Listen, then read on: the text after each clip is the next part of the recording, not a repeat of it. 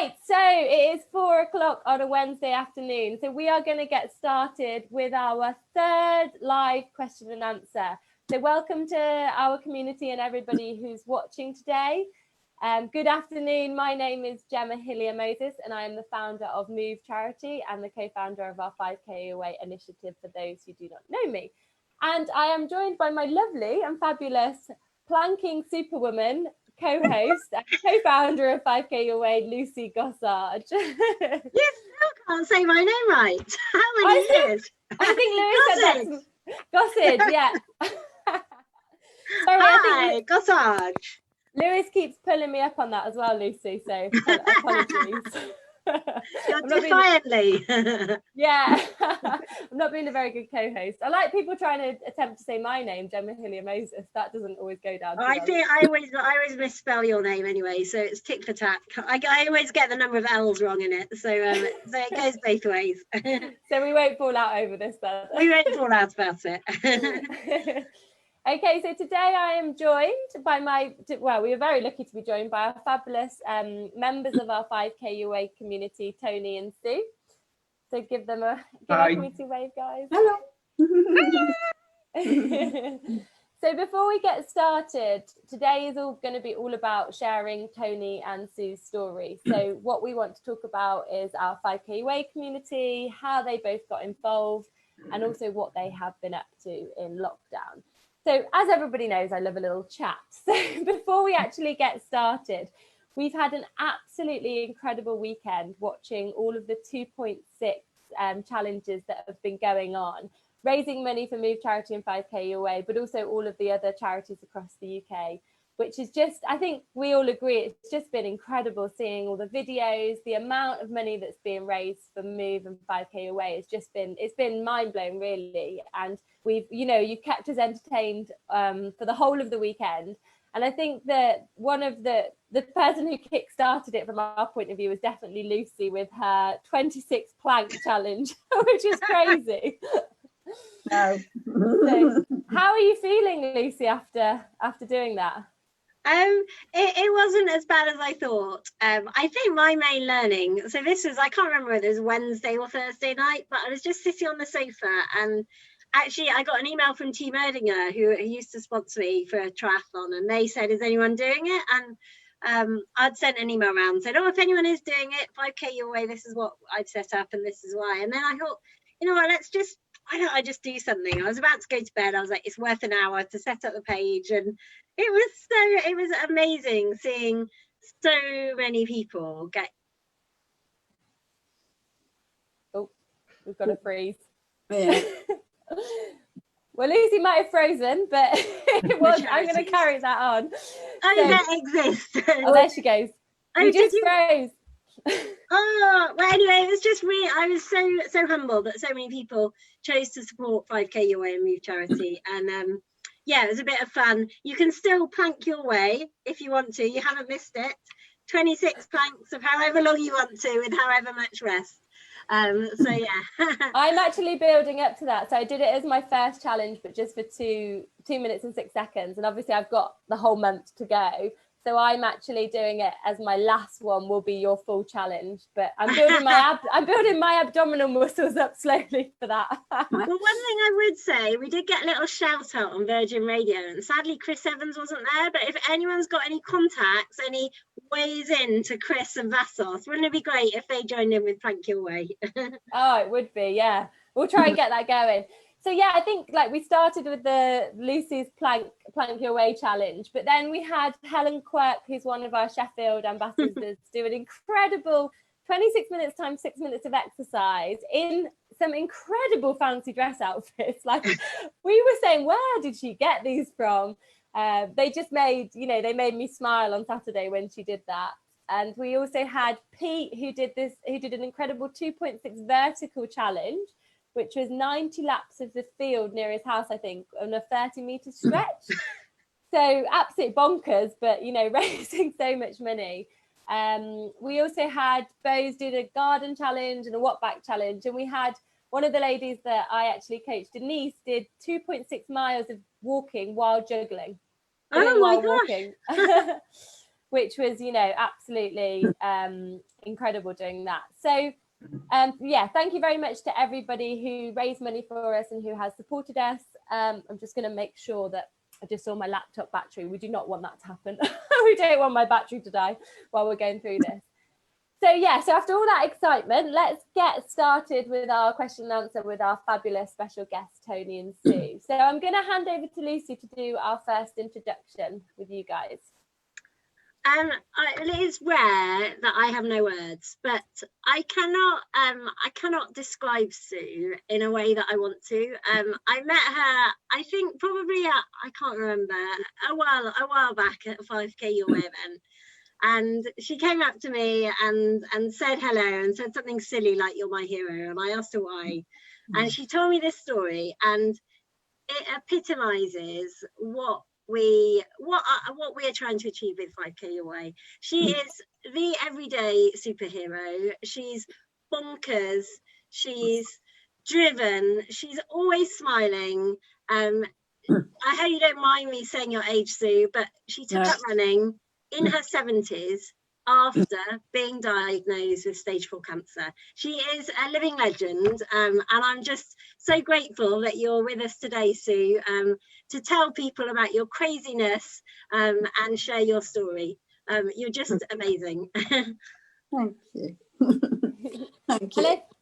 And yeah, it's absolutely wonderful to have you on, Sue. And exactly the same. I think we can use those words again for Tony. Lucy's done an incredible introduction there. And Tony, we've known you for a good while now. How long has it been since we launched with Wilmslow? Well, it was February last year we launched, so we've probably been chatting to each other since about October 2018, I would guess.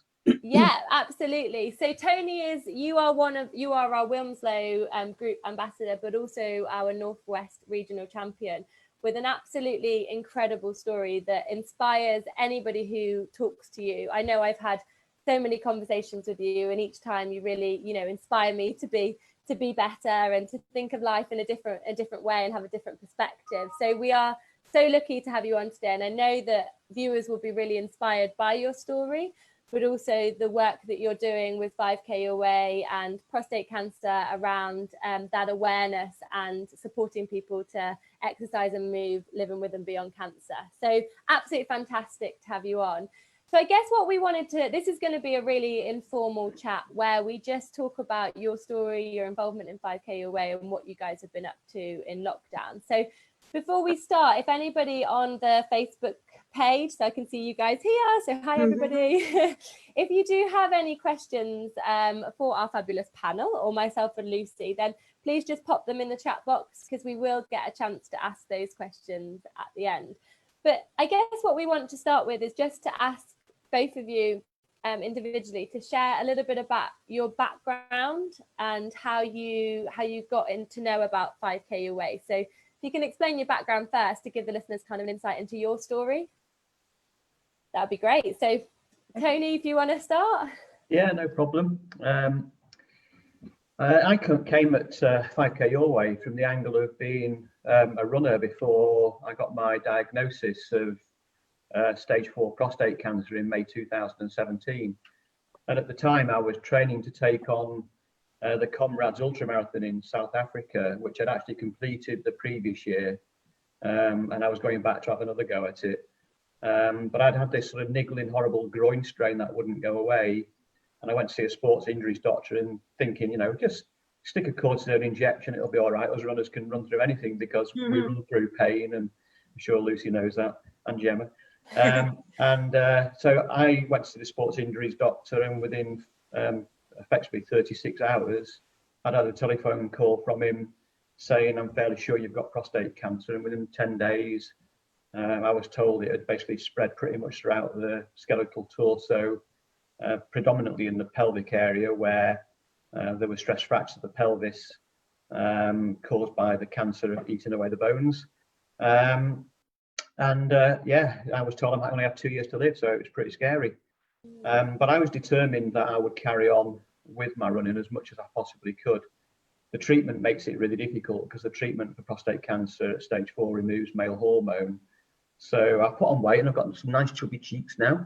You look fabulous, Tony. I've got about 1.5 stone on since I was diagnosed. Lost muscle mass, lost bone density, but I still try to run 3-4 times a week. I ran the London Marathon in 2018 for prostate cancer and raised £13,000 for them. Wow. And yeah, I decided I want to try to use my illness for the good of other people, really. I became an ambassador for Prostate Cancer UK around the late 2017, early 2018. I'm one of their awareness speakers. I do 25 to 30 talks a year raising awareness of prostate cancer. But I also became a patient representative for Prehab for Cancer in Greater Manchester, which was aimed at basically getting cancer patients from diagnosis into a better position before starting treatment, whether that be surgery or chemo. And then they go into rehab afterwards, and that was really important to me. Then I heard about 5K Home, and I thought, you know, I've become a real lover of park run. I'm passionate. You know, I wasn't before, but I've become really passionate. I didn't really get park run, but now I do, and I love the fact that it's non-judgmental. It's for everybody. Nobody cares whether you're fast or whether you're slow, and we have an amazing sense of community. And then I heard about 5K Home, and I thought, well, these two just blend perfectly. We can actually help people get back into or start exercising when they're living with and beyond cancer. That will do them some good. It will do me some good. And I'm a firm believer that staying as fit as possible will prolong my life. It will extend my prognosis beyond the sort of worst case scenario that they've given me, which is sort of 6 to 7 years, and that's 3 years ago. So I'm convinced that staying fit and well is going to basically prolong my life. And I think that's a really important message. And I just thought that, you know, 5K Your Way just fitted perfectly with what I think about for myself and how I can help other people. So that's really what I try to do. Fab. And you're supposed to be retired-ish, aren't you, Tony? You're doing more work than ever. Well, I do a day and a half a week of work, as I'm an accountant. I was in practice until I sold my share in the practice last year. But I do a day and a half a week as a consultant. But at the moment I'm furloughed, so I'm doing the bare route of diddly squat. But I am, passionate about all the exercise stuff. I do loads of stuff with the Prehab for Cancer, 5K Your Way, and the prostate cancer stuff. And I found the prostate cancer awareness talks really therapeutic. You know, I go out and tell my story basically, and tell men that they need to do something proactive about their own prostate health. And I'm aware that at least 4 people have had early diagnosis because of my talks, and I'm sure there are loads more that I don't know about. But I reckon in the first year of speaking, which was 2018, I actually did either speeches at huge events, things like Maggie's on the Runway, which was a fashion show, and I did a speech there to 650 people.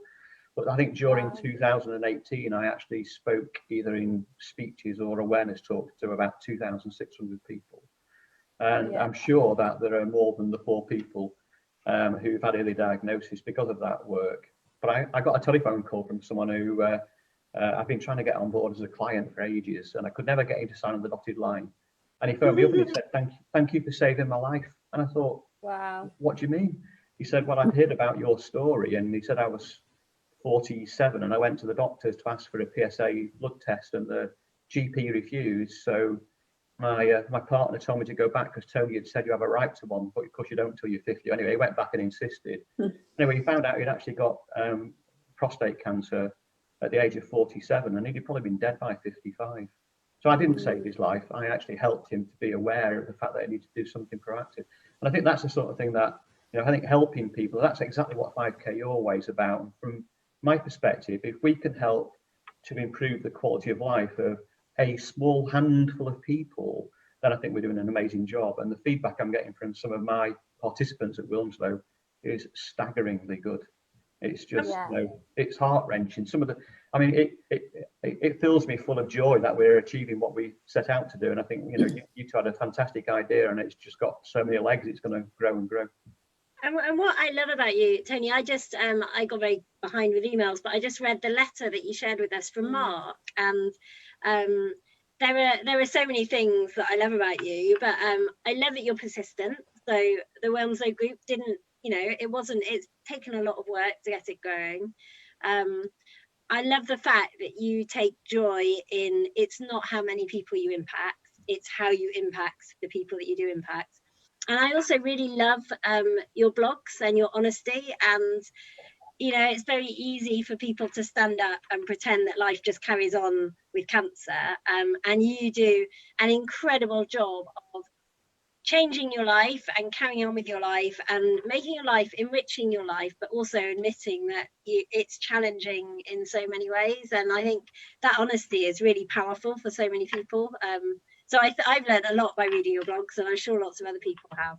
I think the main message really that, and this something came from the Maggie Centre at the Christie in Manchester. I spoke to the centre head when I was falling apart straight after my diagnosis, and she said, just get this thing in your head. You're living with cancer, you're not dying of it. And I've tried, I mean, it's not always easy, you know, I have bad days still, but you know, it's actually getting that mantra into your head that you can still live a pretty full life. I mean, every aspect of my life's been adversely affected because, you know, the treatment's pretty horrendous. But, you know, I'm still doing all the things I love, and I'm just not doing them as well as I used to, which is a bit of a pain, but, you know. You're doing some things better. I think that the can live topic is a great way to ask Sue. And Sue, I don't know how many Zooms you've done, but I really hope you can just be yourself, because and don't get nervous. And tell everyone your story in the same way that you've told me and other people. Okay, I'll try not to bob about so much as I did when I told you the first time. Okay. Yeah. I'm 72 now. I was 70 when I was diagnosed. No symptoms, and it was a complete shock. I was fine. And then after about 3 months, I suddenly got taken into hospital. I had a problem. I've got stage 4, and I had a problem.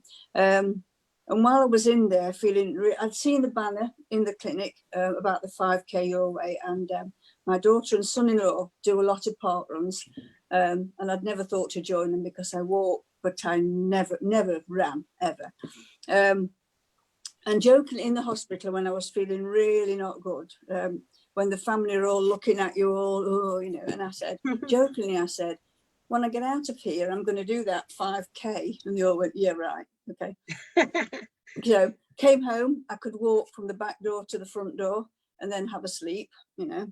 And I gradually thought, well, I said I was going to do it. And if I say I'm going to do something, then I do it.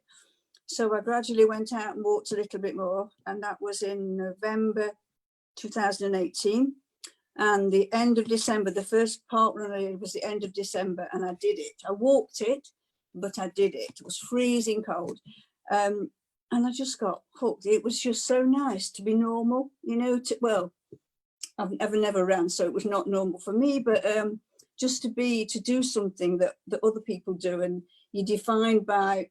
So now I don't, when people ask me, you know, how's your cancer, how are you doing? And I just say, well, I've been running and I run more and I'm fine. And ever since then, you can't have long-term goals in this. You know, I can't say what's going to happen, but I can plan for the next park run. And I just judge myself. I don't care how fast I'm going to other people, but I'm getting faster and faster, and it makes me feel so much better. It's just, and I think, I tell everybody, because I think if somebody my age can feel better, I'm fitter now than I've ever been in all my life, which is ridiculous, isn't it? Really.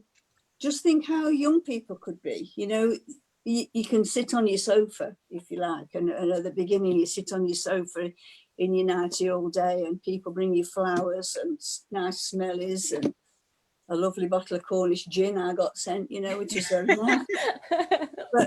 But that's it, you know, you've got to get back in the real world again, and the only way to do it is to get off your backside and do something. I mean, it doesn't have to be running, it could be anything, but you do have to move. And well, I'm living proof I've never been so fit. So yeah, people should get off the backside and move, definitely. So you're someone, Sue, who if you say something, you stick to it. So you've already told us, you said that's made that challenge and you stuck to it. What was your challenge for when you went 40 minutes, sub 40 minutes in maybe January or February? Yes, I said jokingly again, you know, me and my big mouth, really. I jokingly said the first run I did was 50 minutes. And I said, right, and I was getting slower, faster and faster. I said, right, when it gets under 40 minutes, I'm going to strip off and jump into the nearest water, wherever we are. We live near the Trent, so it was a worry, really. My son-in-law and grandson, who's 16, were absolutely horrified. You know, I put them into therapy. And my friend, Jackie, who runs with me as well, she said we did the breast cancer one, you know, along the Trent, you know, in the summer.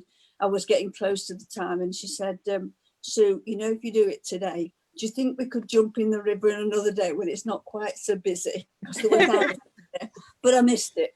My son-in-law does the timing, and I swear he kept making it over 40. Just so.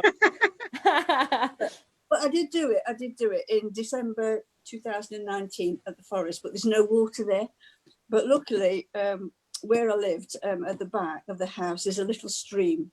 So as soon as I got home, I whipped my clothes off and said to and put my wellies on. And my husband, horrified, said, right, come on, get the camera down the back. So took my photograph. That's incredible.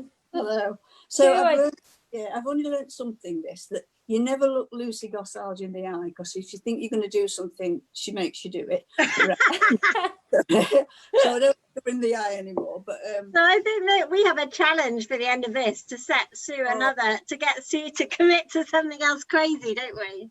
Okay. Well, yeah, the tandem was good fun. I enjoyed the tandem. Yeah, because you went on the tandem with Luke Grenfell-Shaw, who we had on last week, didn't we, Gemma? Yeah, we did. Yeah, and yeah, tell us about that, Sue. Tell us about that experience. Yes, yeah, Lucy said one. Yeah, Luke came to see us when he was doing round the Britain thing, and Lucy introduced us, and she said to me, "Would you like to go home on the tandem?" And I just thought she meant just a little bit of a way. I said, yeah, sure. How far is it? 4 miles or something like that, I would think. So I got on the back of the tandem. It was great, but the seats so uncomfortable. Oh my goodness! I keep telling him that, get a better seat. Now he's back home, get a better seat. And it was freezing. My face was frozen, but I enjoyed it. He went like the clappers. And as I got on the seat, he said to me, right, the only thing you have to do is, if we're going left or right, you have to do the directions. And I said to him, fine, is this a good time to tell you that I don't know my left from my right? I'm the same, Sue. No.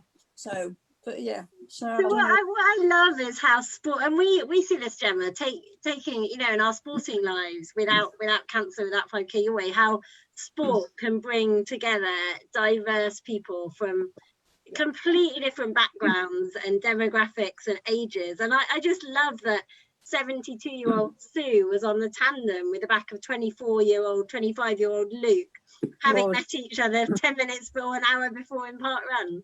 Yeah. People were very jealous of me, I have to say. Yes. He's starting a podcast, Sue, and you're on his hit list. So you might get a phone call from your toy boy.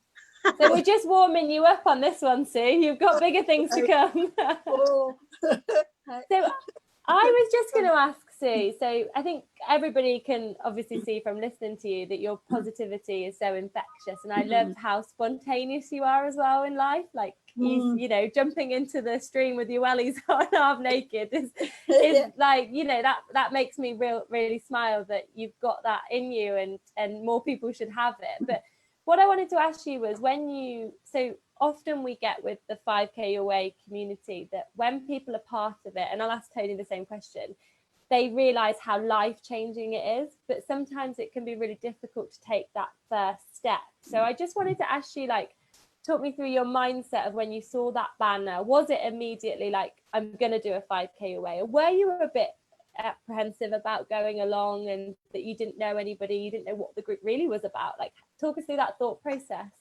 I suppose so.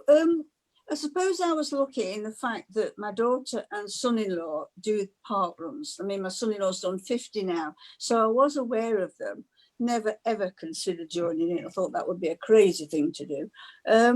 So I was aware of the park run as a normal, you know, a regular park run. So I don't know what made me say it, really, because it's not something I would normally do. You know, I'm not a team player. I wouldn't join in a team and run, and I say I don't run, so I've walked a lot, but only sort of with my hubby. So I'm not really sure why I did it, why this banner just suddenly was there. Now, whether there was one, the ward I was on was quite close to the clinic, and I think when they take you, they take you in the wheelchair to make sure you're fit to come out, and they ask you if you want a walker. I think I saw the banner there, and I thought, I'd rather do that than have a walker. There's no way I'm doing that. That's for old people. I'm not doing that. So I wasn't really apprehensive. I can understand people being a bit reluctant to come because it's a group, but it's part of a big group as well. And you get there and there's all these runners all limping up in all this fancy gear, this fancy lycra. So, which is great now. Right, I'm into it myself. But but I don't. So yes, I can understand it. So yes, when we see new people now, we try to, have a chat and not talk about, well, why are you here because you've got cancer. We just try and have a chat, a general chat. I always think I don't want to. Well, you can't say to people, I don't know, really, it's difficult, but no, I didn't have a particular problem with it, but I can understand people coming who have no experience of knowing what the parkland's about, then being a bit wary. I think as well, and that's really nice to hear, Sue, because I think people just listening to your story will be inspired to take that first step. I think they might think, this 5K away isn't for me, and actually, listening to what you're saying is really liberating to hear that, and actually thinking they might then hopefully take that first step when we're back up or get involved in the current community. And so I guess, Tony, from your perspective, you formed a 5K Your Way group, and can you give us that experience of putting that group together and what your group at Wilmslow is about, and who you've got? We know you've got people from like little people to older, or across with age range really. So I just wanted to ask, what was that experience like, and what do you tell people about getting involved with 5K Your Way? I think the first time we did it in February 2019, it was a bit terrifying. And is anybody going to actually turn up? And they did in the droves, and it was amazing. I was very fortunate. I had about 3 months of planning time, and because I knew a few people in Greater Manchester Cancer already through the prehab work I was involved with, I just basically spent 3 months making contact with healthcare professionals in the GM Cancer organisation. And I get lots of support from those people like Claire O'Rourke, who is Associate Director of GM Cancer, and she's an amazing ambassador for 5K Your Way and a great supporter. The hardest thing for me really at the moment, I get lots and lots of healthcare professionals and a smaller number of people living with me on cancer.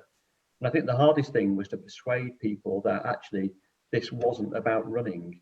And the very bulk, the bulk of our participants don't run, we walk. And it's the one Saturday of the month that I don't run park run. I walk at the back. Sarah, my co-ambassador, is normally the tail walker. And we make it very clear to all the participants there's absolutely no pressure whatsoever to run or jog. You can come along and do whatever you like, do it your way. And that's been really good because several people have said it was the first step for them. It gave them the confidence to realise they could still exercise despite the fact that they were living with cancer. And Mark is a great example. Mark, who's written a letter to about his experience of 5K Your Way. Mark, when he first came along with his wife Marie, they walked with the dog and had a great time and really enjoyed it. But he was very, very apprehensive. It's given him a lot more confidence that he can do more. And now he comes along and he I think within about 4 5K Your Way weekends, he actually ended up running most of it. Now they come along and they run, walk, but you can just see confidence building. And I think the most important message really for people who are thinking about coming along to 5K Your Way is it builds confidence. It builds confidence in your ability to be out there, to do some exercise, that you can just come along and walk, and that we're there as ambassadors to support people. And I think that's the most important thing. The great thing for me also, actually, and this is with my own group, it's only really sort of taken off of late, but going for a coffee and cake or breakfast has become a really, really big part of it. And the last one we had back in February, which was our birthday, I think we had about 16 or 17 people in the cafe. I think we half filled the cafe, and it was great. And we were all on individual tables of 4 or 5, and you could just see people chatting away. And they're not talking about cancer, but they are supporting each other. And I think that's it's been, for me, it was absolutely amazing. Just to sit there and watch, and I thought, full of pride for what you guys have put together and what we've achieved at Wilmslow. And I think we're very blessed with a fantastic community. That's amazing. And I think, Tony, they've definitely heard that you guys have Prosecco on a regular basis at your group. So that might bring a few in. The Prosecco part run at Wilmslow, of course, we're in the Cheshire stockbroker belt, and most part runs have cakes or sweets when someone has a milestone. But at Wilmslow, we have cakes, sweets, and Prosecco. So you end up leaving part run very full in the belly and feeling slightly swithy. We don't have that in Nottingham. First one back, Sue. We're definitely having Prosecco. First one back. Sue, we're going to bring you your gin on the first one back. We'll bypass the Prosecco. Yeah, I just wanted to say, yes, another thing that is said, that the people there, the health professionals run, one thing that when I got there the first time, the specialist nurse that I usually see in clinic, Alison, is a runner, which I didn't know, and she's always, and that was nice to see. She was there, the nurse was there, so I knew if anything happened, I'd be all right. but it was nice to see it. I saw a face there that I recognised and I could relate to. It was good. So can I ask, both of you really, so obviously Tony, you were a runner, Sue, you weren't a runner. No. If someone had said to you when you were going through that diagnosis time and had talked, because I'm assuming, maybe rightly or wrongly, that nobody spoke to you about the benefits of physical activity. How do you think you would have felt at that time had someone told you that? I don't know really. I don't know. I certainly wouldn't have gone on a park run, I don't think. I think I would have been a bit wary about that. Not knowing if I knew nothing about them at all. So I don't know. But if they had said to me, then exercise is good, then I'd probably give it a go. That's all right saying that now when I'm feeling good. Now, if you'd asked me that question last week when I slept all week and somebody said, do you think you ought to go for a little walk round, and you think, no, I'll walk to the back door and back. So when you're feeling really tired and you think, will it do me any good? But it does. I mean, I have done it when you've just finished your chemo and you're really tired, and you have your breakfast and you have to have a sleep, when you're in that stage. And I force myself just to take a little walk around the block, and it's just amazing how much better you feel. But it is hard, I don't know how you get that across to people who haven't done it, because they should do it, it's just wonderful. But I don't know how you get it across. It's difficult. It's a difficult one when you're down there and tired and think, I can't. Because you've had to change your treatment fairly recently, haven't you? And from what I understand, it's pretty tough at the moment. It's the easiest lot that I've had. I think this is the third or the fourth different lot.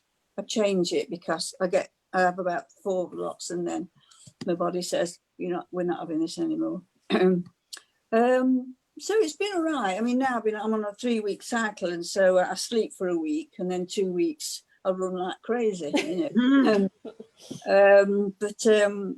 So you just have to get used to it. They said my hair would fall out. Look at it. Beautiful.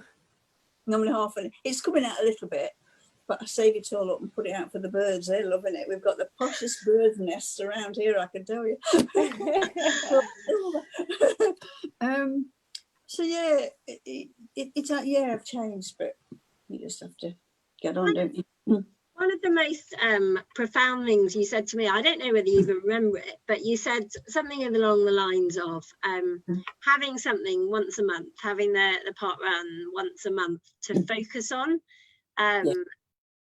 is really important, because your life revolves around hospital appointments and takes away a lot of control. And I'm not trying to quote you, but this was my take home from it. And you also said something like you didn't believe that the cancer could be killing you if you were continuing to get quicker. No, exactly.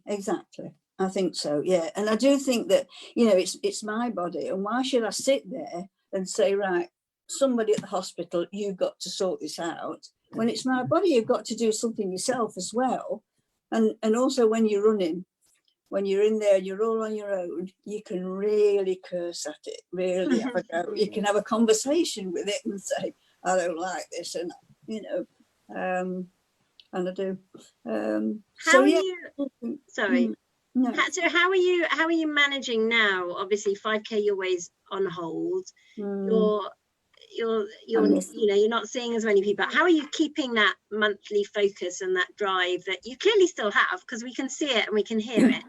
Yeah, I don't know. I started because I'm on the, you know, the at-risk register, you know, the endangered species register, as we call it, right? I love that. Yeah, my son-in-law is going to sponsor me at Christmas. It's okay. You know, like you do a tiger or whatever. So I'm on that, and I'm not supposed to go out at all. Right? They say stay in. Right? Stay away from other people. And I tried that for 2 or 3 weeks, and I was doing videos that, you know, the walking video that you sent me, and I said to do. I was doing that, but I was not coping very well with that. I was getting really depressed and fed up, and starting to just, I'll just sit about. And I had a conversation with the family and said, what should I do? And they said, just go out. So I don't run where I used to run. I run where I am now. There's lots of little cul-de-sacs. So I go out early in the morning, 8 o'clock in the morning, and I run down the middle of the road, and I see nobody. Apart from people are starting to wave in the kitchen windows at me now. You know, it's 8 o'clock, the mad woman's out. And I do that, and I'm building up my run. And I'm obsessed with my Fitbit, and I time myself every day to try and get. So that's how I focus. That, well, I've nearly finished the chemo now. I'll have finished in a couple of days. I shall get faster next week, and I'll keep going faster till they make me go into the, you know, the poison palace again, and they make you start again. But although at the moment I've stopped, I've got to have a scan, which is not good. So I focus on the running getting better rather than thinking I've got a scan coming. I don't want to think about that. I know that's there, but that's the focus that I've got now, that, you know, just to get a bit faster and run a bit further. And so Sue, I guess it's like you really are focusing on what you can control, and it sounds like that's really important to you, and that's what's keeping you moving forward, which is absolutely amazing. Yeah, there's things you can't control, so it's no good sitting there moping about it. So if you can't do anything about it, you can sit on your sofa and mope, but you know. I think you're inspiring a lot of people right now watching this, definitely. Well, just try it. Just really, just try it. You'll be amazed how much better it makes you feel. It makes you feel quite normal, and just you don't have to go mad, you know. I mean, I don't go mad. I run for about 1.5 miles. It's not a lot, but I'm trying to do more.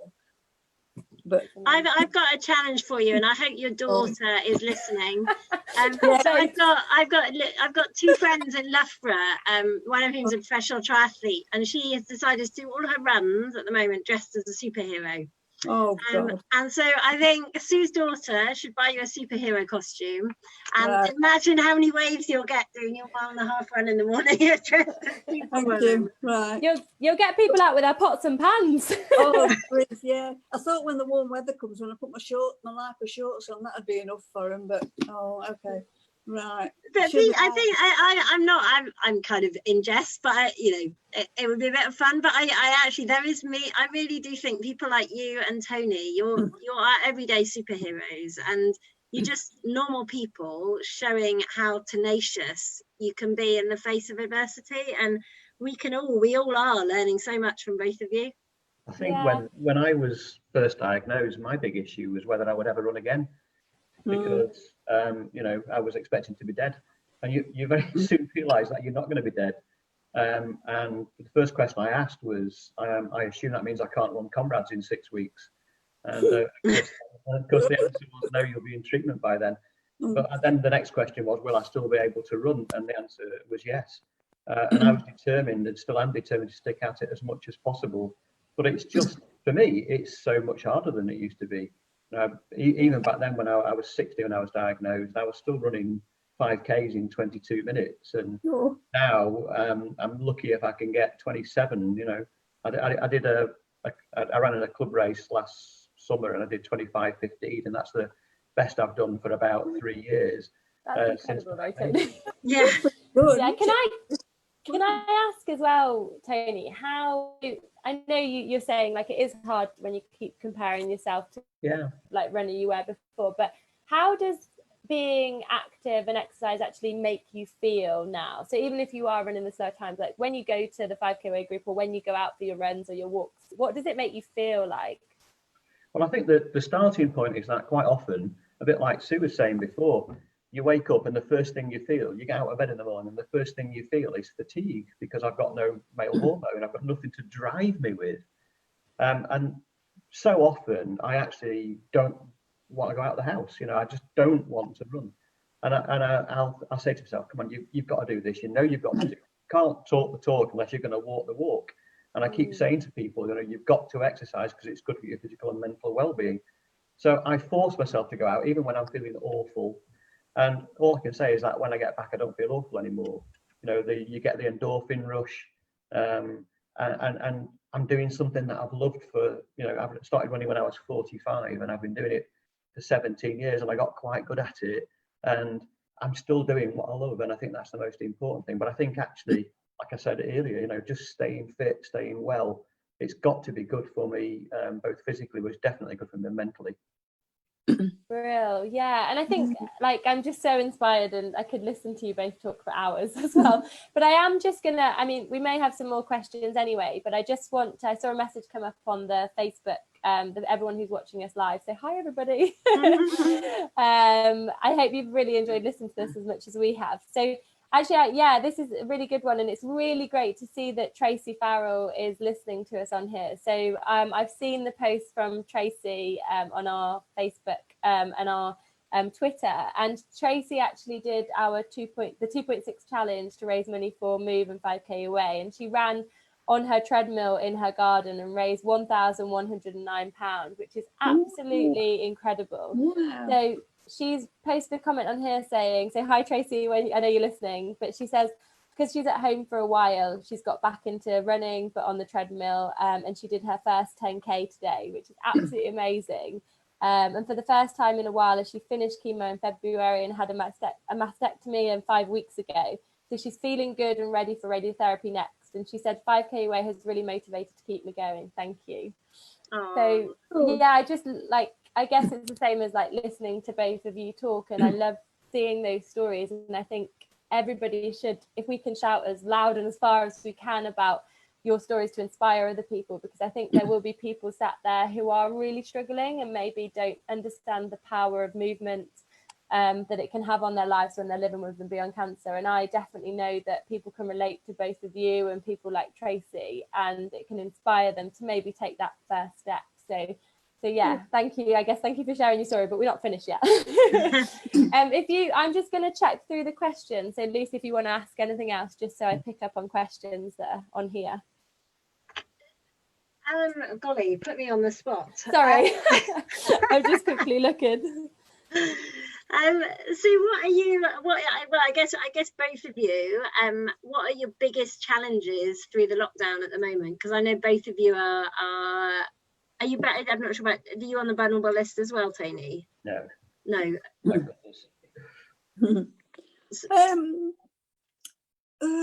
don't know really. We're trying to keep a routine at home. Now we're in pensions for a long time, so we're quite used to this. In age only.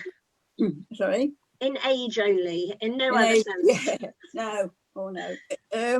So we're used to going out, doing things in the morning. So both my husband and myself volunteer at the hospital normally, but of course they won't let us in now at the moment.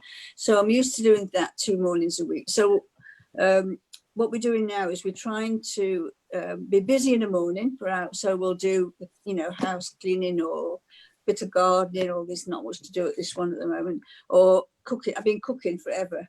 You know, I've got 2 freezers full of food. I could feed the street, and just keeping really busy. And then we've started having a main meal at lunchtime, because then that fills up a bit of time. And then in the afternoon we'll sit down and read, and gone crazy on jigsaws at the moment, like the rest of the country. But sounds like you're dealing with it pretty well. Yeah, definitely. I think you do need to have a structure. I think if we were, well, what will we do today, you'd start to get very lax and sloppy. So now we make sure that, well, we've got to do, this is what we do in the morning, this is what we do at lunchtime, this is what we do in the afternoon. And it might get a bit boring, rigidly boring, but it's better than just thinking, well, what we're going to do today, sort of thing. So it's what works for us. It what works for us too. So we found. Tony, you wrote very eloquently about some of your challenges. Yeah, I think the biggest challenge for me was the fact that everything that I filled my life with for the last 3 years has suddenly stopped. So all the volunteering work, the awareness talks, 5K Your Way, park run, my running club, they've all stopped. So the biggest challenge for me has been to remain motivated. And what I've tried to do is fill my life by trying to stay connected. So you're aware I've been writing my blog, and I've got 3 that are ready to be published. And I find that quite therapeutic, because it's, you know, I was never a great athlete, but I was a decent club athlete. So I found that really enjoyable. But actually staying connected, I think is the thing that I've filled my life with. And I think the one great example is I set up a virtual relay race for my running club a couple of weekends ago. And basically we had 3 teams of 10 runners. Each runner ran for 30 minutes. The team that ran the furthest won, and they all paid £2 as a donation to a local charity. And it was the most amazing weekend. Our WhatsApp group for the running club had never been so busy. It was ping all day. But it's just working out how we can stay connected. And that's one example of, you know, an idea that I had a copy from somebody else about the running club, but actually it worked really well, and it's kept my running club. We've got a small club of about 75, and it's kept us all connected. And I think it's been really, that's been the biggest challenge. And I think, you know, coming up with novel ideas of how to stay connected has been interesting. So some of our groups are doing the Land's End to John O'Groats challenge, aren't they, Jem? And the virtually walking as a group from Land's End down to John O'Groats. I think Prince's Park Run have, or Prince's 5K Way group have nearly finished, or they're quite, not nearly finished, but they're quite away. But our whole, with Carolyn, 5K Way, Maggie's, and a couple of, we've actually finished the journey. So some of our groups are doing it individually, but then as a whole collective of Carolyn's project, we've all finished the distance, which is absolutely incredible. But like Tony says, it gives people a focus outside of what's going on. So each morning you have something to aim for and something to do, or if it's just one weekend, then it definitely really helps to keep you in that routine, which is absolutely incredible. So I was just looking through there to look at the story that we've got with people commented on the Facebook page, and everybody is putting how inspirational and how incredible you both are. So I just wanted to feedback that back to you. I can't read through all the comments because there's loads of them, but I think everybody's really appreciated you guys sharing your story. So I have got a quick fire question round to fit at the end, which is not putting on you on the spot. It's just a little bit a nice way to finish. But before we finish, I just had 2 questions. So one of them is from Dr. Anna Campbell, asking when we're coming to Scotland with 5K Your Way. And Anna, Anna, you'll be very happy that we are in conversations about coming to Scotland. So we will go offline and let you know about that to get you guys. Great that you're behind it, Anna. So thank you. That's that means a lot, doesn't it, Jem? Yeah, definitely. Yeah, it really means a lot, and we will get in contact with you actually, Anna, because it'd be great for you to be part of this 5K Away family, which would be awesome. I've got a question for Sue and Tony here. So so basically Luke actually asks, would love to know if you could tour us to any 5K Away park run, where would you go? Me? So, Sue, kick us off. Quite easy. Singapore. Oh, amazing. We haven't made out there yet. We better get our move on. Oh, have I got to have a real one? Oh, I No, thought that's good. Yeah. Yeah, that would be my choice. Yeah. Oh, But that'd be awesome. if it was in this country, I don't really know. A flat one. A flat one. I was going to say, when you mentioned about the under 40 minutes, we haven't made it easy at Forest Rec, have we? Because of the course being like flat and then just uphill. I know. I'm fortunate. I've actually done a lot of the runs I really wanted to do, because as you probably remember, I went to Australia back in February. I ran 3 part runs in Australia, and they were amazing. But actually, my favourite overseas one was Mount Etna. Mount Etna part run, 19 of us. Wow, We were cool. staying an hour and a half away, so I had to hire a car just to go and do part run. You couldn't find a flipping start, so that was a nightmare. It was run on a bed of volcanic ash about that thick, covered in pine needles about that thick, and you had no idea what was underneath it. Huge volcanic rocks, pine cones, so you had to take it really easy. It was 28 degrees at 9 o'clock in the morning, and it was. We've got some amazing photographs of Tracy, my wife, and I completely beat red at the end of it. But it was such a thrill doing it. That was it's up at altitude. It was a long way away. It's just a fantastic part run. And then the one also that gave me great pleasure was when I ran Comrades and completed Comrades in 2016. We did the Durban part run, North Beach, Durban, and we were trying to break the world record part run attendance, and we got about 2,200 for that part run. It was incredibly well organised. It needed to be with that many finishers. That was a great thrill. Yeah. So the agenda still, I want to do more countries, and we were going to Munich in July to do the Munich part run, but I don't think we'll be travelling in July. So. No, I've done the San Francisco one, so that's my part run tourist, which was absolutely amazing. Absolutely amazing part run. Yeah, my friend did that last year, and my family was supposed to do that in July, but it's just with the Golden Gate Bridge in the background. It's just pretty spectacular. We've had a few comments on the group saying the Forest Rec Hill is horrible. Yeah, absolutely. But we know you all love it, really. So let's just finish, because we've been on. I knew we always say, right, this is going to be a 40-minute chat, and it never is, but it never feels like an hour either. I could chat to you guys all day, and I'm sure Lucy can too. But I'm going to finish off with just a couple of quick fire questions, because these are quite nice to do, actually, just to not put you on the spot. But so I just wanted to, I think there's a lot of people going through a bit of a phase at the minute around thinking about what we are grateful for. So we are in a tough situation, but just that actually we can still be grateful for things in our life. So I just wanted to ask each of you one thing that you are grateful of during this lockdown. So what would that be? Grateful that we've got FaceTime so I can see my grandchildren. It means so much to me just to connect with them and see their faces and chat with them. And so FaceTime for me, or whatever, Zoom or whatever, but some way of being able to see my grandchildren. It's not as nice as being in the flesh, but for me it's absolutely I need it so much.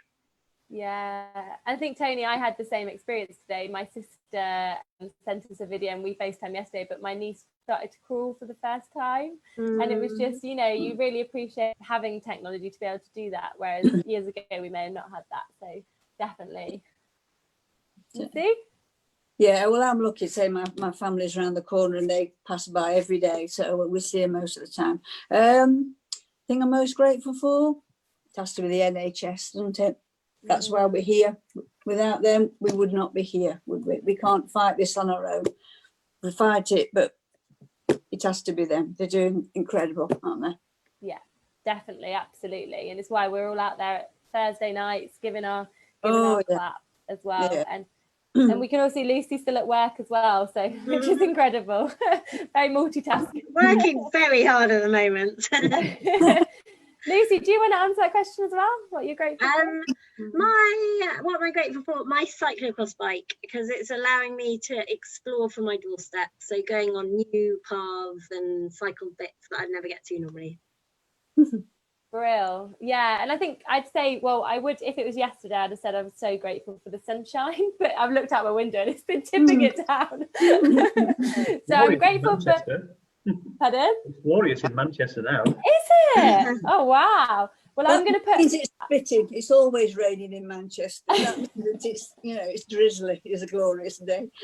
Sorry. I'm going to put the fire on tonight anyway, so I'm grateful to be able to do that. So I've just got 2 questions left. One of them is what do you have a favourite book that you would recommend to people to read if you're a reader? I've just finished one which I thought was the best book I've read for ages. It was called The Chalk Man. Absolutely superb book, and Chalk Man.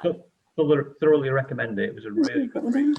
It hooked you in from the very first minute and kept you hooked in all the way, and even had a twist at the end. It was excellent. Brilliant. My favourite book, we mentioned this last week, and it was what Luke Grenfell Shaw was reading when he was diagnosed, Shantaram. And it's a big book. You'll pick it up and you'll think, I did not want to read this. It looks horrendous. It's amazing. Honestly, it will fill up a week. I was reading it when I was backpacking in Thailand, and my rucksack got stolen with everything in it. And the thing that I was most upset about losing was Shantaram. And I remember getting to Bangkok airport about 10 days later, and I couldn't wait to go and buy another copy to finish it. It's absolutely amazing. I'll have to get that on my list, actually. I am reading Lizzie Hawker's book at the moment about her running career, which is fascinating. Ah, that's it. Yeah, that's on a list, actually. Do you have one? Not really. Oh gosh, no. I read a lot, but then I don't want to pick one out. But I did read Shantaram about 5 or 6 years ago. Yeah, it's fabulous, really. At the moment, I've been reading crime thrillers, which is not usually me, which is not good. You know, when you're on chemo and you can't sleep in the middle of the night and you wake up, and I'm sat there in the dark and I'm reading about this man running through the woods with a knife. It's not a good thing to be doing in the middle of the night. Yeah. Husband has to sleep at the side of me, I love those sorts of books too. I love psychotic thrillers, weirdly. Yeah. Oh, yeah. This is what this is like. I'm thinking, oh, why have I done this? No, put me on the spot, and I can't think. In about 20 minutes' time, I'll have your list, but at the moment, I can't. You can share it on social media, Sue. Give us a tweet. Oh, yes, right. Yes, I'll give you a tweet. Yes, okay. Yeah, give us a tweet. Yeah. I tend to read books about countries that we've been to, so I'll do that. Stories, and but they wouldn't appeal to everybody unless you've been there. You wouldn't sort of perhaps not appreciate them, but really get them. Really, I suppose. I think you should write a book. I think that would be a great read. Writing's not my thing. We'll get you to tell your story, and then somebody else can note it down. That'd be amazing. Grammar for a start. I get told off when I send messages. I get told off. I have to have them proofread before I send them. So one question before we finish, because conscious we've been on here for a little bit longer. So the last question: do you have a quote that you live by or are inspired by? Go on, Tony. Well, yeah, the only one that springs to mind is when I was running marathons and ultra marathons, was perpetual forward motion.